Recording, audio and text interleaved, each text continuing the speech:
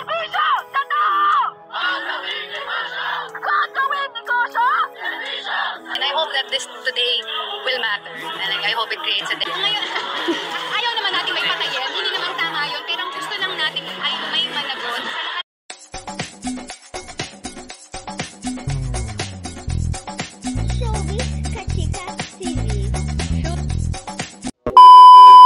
Hello mga kachika! Ngayong araw nga September 21, 2025 ay ang National Day of Action Against Corruption dito sa ating bansang Pilipinas, kung saan nagsama-sama nga ang ating mga kababayang Pilipino para nga ipaglaban ang ating karapatan sa mga taong korap sa ating gobyerno. Maaga pa nga lamang ay nagtipon-tipon na nga ang ating mga kababayan sa Luneta Park at ang iba naman ay naharang na nga sa ibang probinsya para hindi na nga raw makadagdag sa dami ng tao sa Luneta. Katulad na lamang sa Cavite kung saan hinarang na nga ang ilang bus para hindi na nga maka-attend sa ganitong rally. Samantala, ang ilan naman sa mga Pinoy celebrities ay nanguna nga sa rally kung saan sila nga ay nagsalita at nagpahayag ng kanilang pananaw patungkol sa korupsyon. Katulad na nga lang nila Elijah Canlas, Jody Santa Maria, Angel Aquino, Andrea Brillantes, Maurice Racal, Kim Molina, Ding Dong Dantes at maging si Kuya Kim Atienza. Kaya naman ang kanilang mga fans ay talaga namang humanga sa kanilang paninindigan, tapang at suporta at pagmamahal sa ating bansang Pilipinas. Halika at panoorin natin ang ilan sa mga video clips ganap na kanilang ibinahagi. Servisyo! Totoo!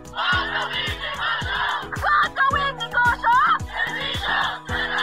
Totoo! Sana may managot. Kasi minsan nasa news lang, ilang linggo, and then mamamatay. Pero sana ngayon,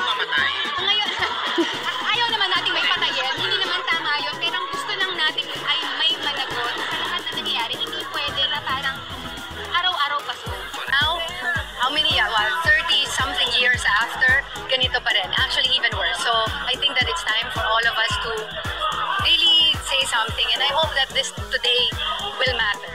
And I hope it creates a dent, at least, at the very least.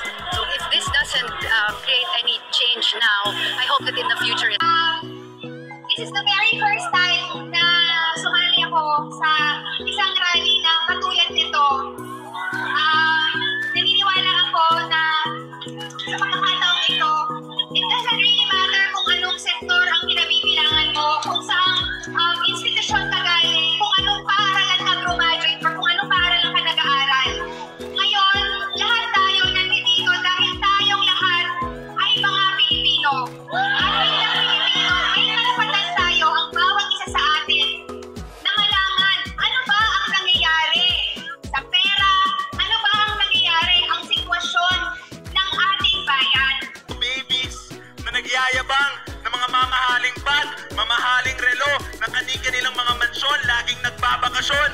Samantalang ang karaniwang Pinoy, ano nangyayari? Naiiwang nagdurusa sa baha at kawalan ng hanap buhay. Papayag ba tayo doon? Tama na! Sobra na! Ikulong na! Lahat ng kasangkot dapat managot. Niloloko lang nila tayo, mga sinungaling sila. Ang gagaling pa umarte, mga best actor, hindi po ba? Kung ibalik nyo na kaya ang pera ng taong bayan, tama? Masaya akong makakita ng maraming kabataan dito po ngayon.